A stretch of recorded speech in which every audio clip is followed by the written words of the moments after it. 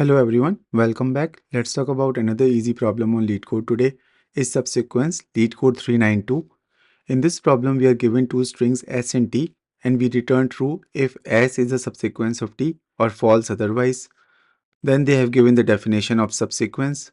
A subsequence of a string is a new string that is formed from the original string by deleting some or can be none of the characters without disturbing the relative positions of the remaining characters. For example, if the given string t is ABCDE, then the string s ACE is subsequence of string t because all the characters of s are present in t in the same order as they are present in s. However, if string s is AEC, then it is not a subsequence of t because even though all the characters of s are present in t, they are not in the correct order. For example, E occurs before C in S, but it occurs after C in T. Similarly, string AXE is also not subsequence of T because the character X is not present in string T. Now, in terms of solution, one of the naive approach can be that we generate all the subsequence of string T and then compare each of them to see if any of them matches S. However, the time complexity of this approach is super high because generating all the subsequences of T would take O of 2 to the power of n time, where n is length of string T, because for each character we have two choices, either to include it in the subsequence or exclude it. Additionally, comparing each generated subsequence to S would take O of m time, where m is the length of string S. So the overall time complexity of this naive approach will be O of 2 to the power of n into m, which is super high. And now the question is, how can we improve the approach?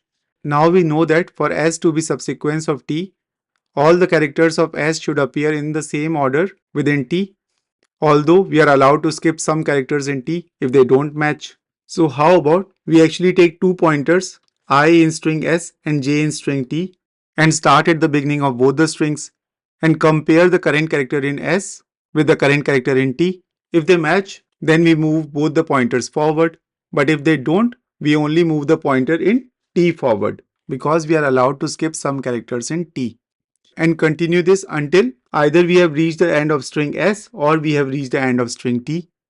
And after the traversal, if I has reached the end of the string S, that means we have found all the characters of S in the correct order in T. So S is a subsequence of T and we will return true. Otherwise, if we have reached the end of string T, we will return false. Now let's see this in action. Initially, both the pointers I and J point to character A, so they match. So that means we will move both I and J forward. So now I points to character B and J points to character H. Now we again compare the characters at ith and jth position in respective strings, and this time they don't match. So in this case, we will only move the J pointer forward. Now J character points to character B in T. Now we again compare the characters at ith and jth position, and this time both the pointers I and J point to the same character, which is B, so they match. So that's why we will move I forward and J also forward. Now we see J is pointing to G, but I is pointing to C, so the characters don't match, and we only move J pointer forward.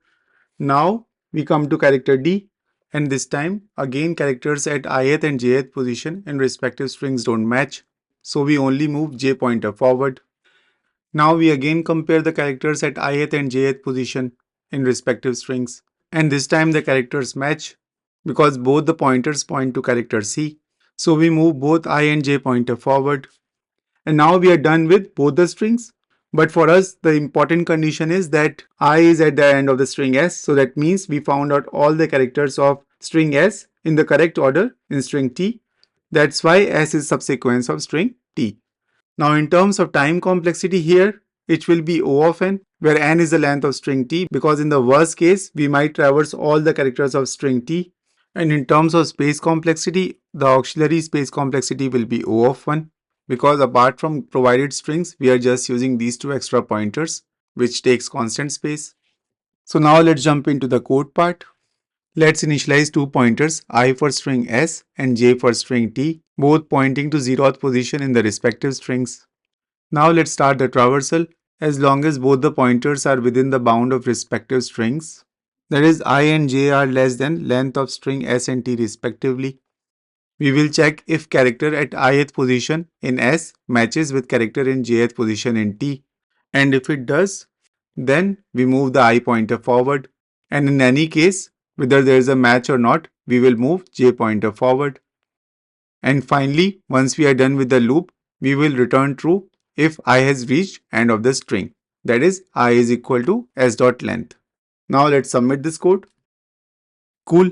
So that's all for this video. I hope this video was useful to you. If it was, please give it a thumbs up and share it with others who might benefit from it.